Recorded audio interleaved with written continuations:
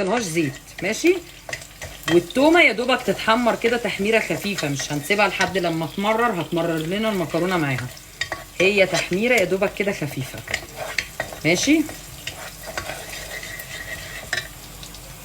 التوم خلاص احمر، هننزل بايا كان نوع الصلصه اللي عندك ايه، تنزلي بقى كده بالصلصه، ماشي كده، ماشي. صلصه زي انا كنت مطلعاها، كنت محمره فراخ، كنت بدهن، بحب بقى ايه اي حاجه حمرها في الفرن ادهن بيها، والصلصه زيت بقت مني، فقلت احطها النهارده في المكرونه.